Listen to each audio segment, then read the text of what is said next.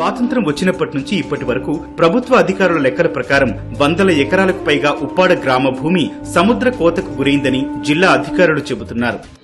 ఇక తీర ప్రాంత కోతను అరికట్టకపోతే భవిష్యత్తులో ఉప్పాడ గ్రామస్తులు అనేక సమస్యలు చవిచూస్తారని మారిటైమ్ బోర్డు సముద్ర అధ్యయన శాస్త్ర నిపుణులు హెచ్చరిస్తున్నారు. ఈ తీర ప్రాంతం అంతా కోతకు గురవుతుంది సార్. ఈ ఉప్పాడ ప్రాంతం కోతకు గురవుతుంది. మన పవన్ కళ్యాణ్ గారు అది పరిశీలించడం జరిగింది. సముద్రం కోతకు గురవుతోంది. మన తీర ప్రాంతం అంతా ఖచ్చితంగా మన తీర ప్రాంతాన్ని కోతను ఆపు చేయొచ్చు. దానికి కావాల్సింది ఏంటంటే మనకు చక్కటి నిధులు కావాలి.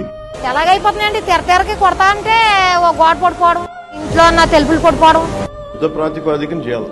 ఫస్ట్ మొదలు పెట్టడం మన ఈ కోతకు గురవుతుంది చేస్తాం.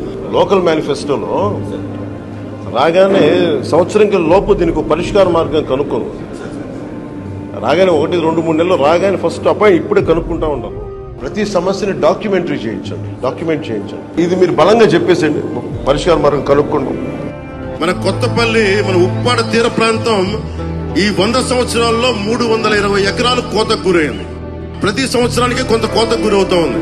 మన ఉప్పెన సినిమాలో వచ్చిన ఇల్లు కూడా ఈ రోజున కోతకు గురై వెళ్ళిపోయింది. పక్కన హౌస్ కట్టి ఉప్పిన సినిమాలో ఆ షూటింగ్ తీసుకున్నారు. అది ఆ కాస్త పోయిన తర్వాత మించుగా 400 ఇళ్ళు సముద్రంలో కలిసిపోయి. మన రీసెంట్ గా ఉప్పుని సినిమా కూడా తీశారు. ఆ సినిమా తీసినప్పుడు గంగమ్మ తల్లి జాతర అనే కార్యక్రమంలో అక్కడ ఒక టెంపుల్ ఉంటుంది, రామాలయం టెంపుల్. ఆ టెంపుల్ కూడా కాలగర్భంలో మన రీసెంట్ గా అది కూడా సముద్రంలో కలిసిపోయింది. కెరటాల తాకిడికి కాకినాడ ఉప్పాడ బీచ్ రోడ్డు కూడా అనేక సార్లు ధ్వంసమైంది.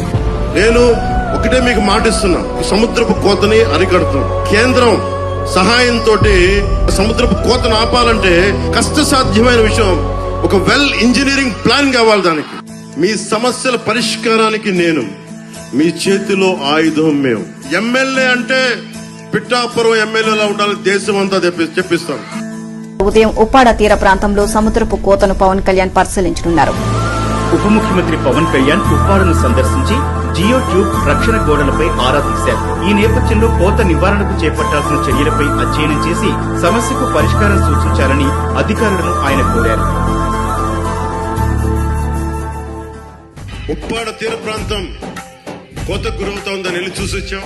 మనకున్న ఈ సముద్ర తీరానికి సంబంధించి కేంద్ర రీసెర్చ్ ఇన్స్టిట్యూట్ ఒకటి ఉంది, వారితో కూడా సమీక్ష చేశాను. సరిగ్గా 18 నెలల లోపు తీరం కోతకు గురయ్యేది ఆపి ఆ తీర ప్రాంతంలో దాదాపు వేలాది ఉద్యోగాలు వచ్చేలాగా ఒక ప్రణాళిక చేస్తున్నారు.